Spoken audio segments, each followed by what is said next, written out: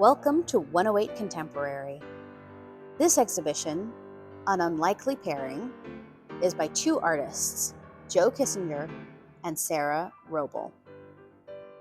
Joe Kissinger is a talented and experienced wood turner with quite the sense of humor.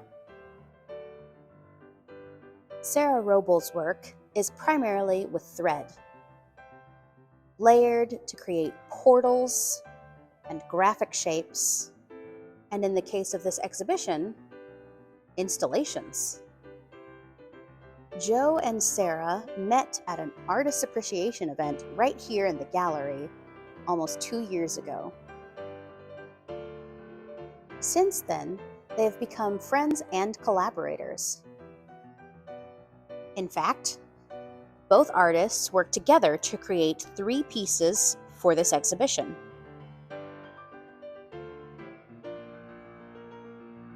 How do you approach using such different materials in one artistic piece?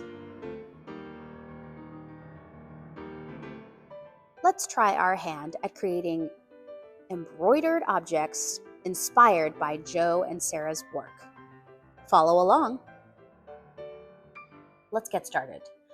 In your kit, you'll find some instructions, an embroidery or yarn needle, plastic, and then some embroidery floss, and of course, your foam modeling clay, which in this case is Crayola Model Magic. Yours may look different. There are some different colors. But since this kit is really about getting behind the process that Joe Kissinger and Sarah Roble used to pass work back and forth, I'm going to start with sculpting my clay. So the first thing that I have to do is to make sure that my clay is malleable. And by malleable, I mean that it's easy to work with and easy to shape. So I am going to, as much as I can without putting air bubbles into it, just kind of soften this up by kneading it. And once it's nice and soft and gushy, then I can get started. I'm going to speed up this process, and so I'll meet you back here when this shape is the way I want it. See you in a second. Hyperspeed, go.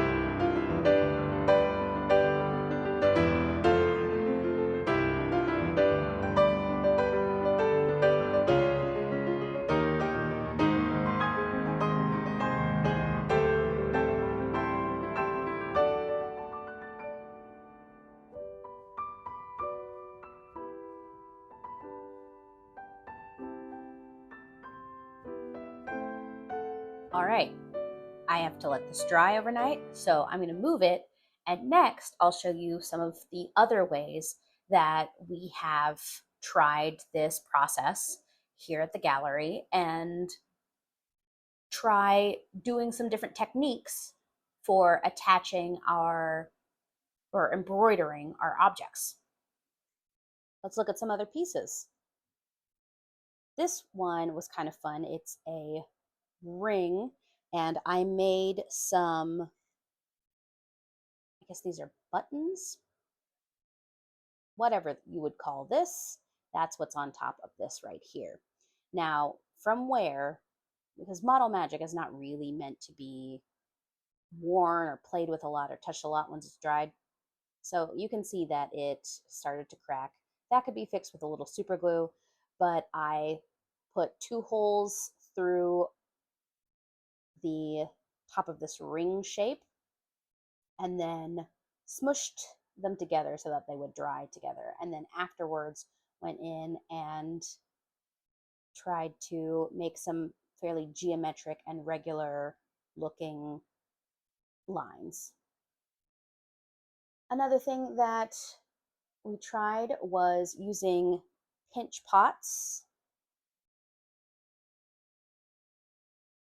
and something that worked for me here was to put one end of the thread into the base of my shape before it completely dried, and also making sure that I had poked all of the holes that I wanted using my needle to make sure that they were somewhat regular, making sure that they were all poked through, and then afterwards went in and did the orange first and then the green later. And it looks a bit of a mess inside, but it's still fun. That's the pinch pot. And then another thing that we tried was to just make a tiny shape, and thinking about some of Joe Kissinger's organic looking work, making similar to how we did with the piece with the red clay, just trying to fold some of that, the embroidery floss inside and then wrapping it around the outside, similarly to their combined work. Let me show you something that, not a resounding success. Here is a piece that broke. This shape was inspired by some of their combined pieces, and I wanted to try wrapping around some tentacle shapes. And I do think it's just because it's not very thick. It's not that solid a material that it made it easy for these tentacles to kind of pop off. So if you go this route, either make yours thicker than mine, which you can see compared to the eye of the needle, how thick they are. You want to make them thicker, or be prepared to glue them back together, because a couple of these have been glued and it turned out fine. And then last but not least, tried some other shapes. This is an experiment that I'll finish with you. So kind of like I did with the pinch pot, I made a pot shape and then I used scissors to cut around the edges, and then poked my holes in advance. But I did go in and try to press my, just encase my embroidery floss beforehand. So shall we do this one together?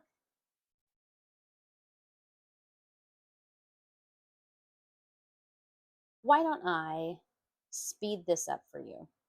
My goal is going to be to try and make this very geometric. We'll see how that turns out. Here we go.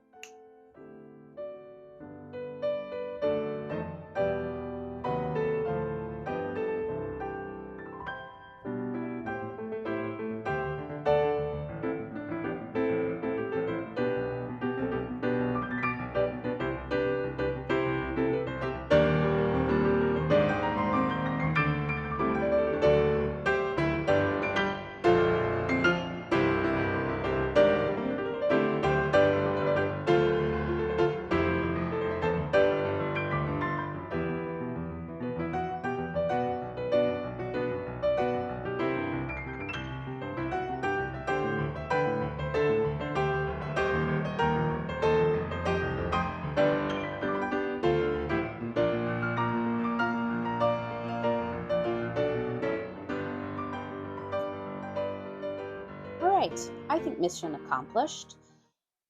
We've got some consistency in the way that the floss travels around the object, as well as some consistency inside, which is really what I wanted to try in comparison to this one. You might have noticed me trying to figure out how to end the floss. This one's just kind of tucked in there. If you wanted to pull this apart, you could. This one, I noticed that it was still a little bit squishy, and so I stabbed my piece here, and there's that fresh end of the embroidery floss. So again, as long as I'm not roughhousing with these, it'll still work. But let's pretend, or let's assume that it's been a full 24 hours. Are you ready to see the finished product from our other inspiration? Dun, da, da, da. Not bad. Something this tiny did dry pretty well, and if I tug on it, that worked. I'm not going to try tugging on these, but here's what I figured out. If I want to make a wearable, I could tie myself a little bracelet and have that be my tribute to this exhibition. A little something funky? Well, I hope that you have enjoyed trying your hand at combining sculpture and embroidery, organic and geometric, in the same way that Joe Kissinger and Sarah Roble did with their work. Thanks for watching.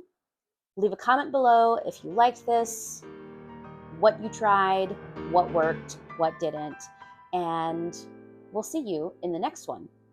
Bye.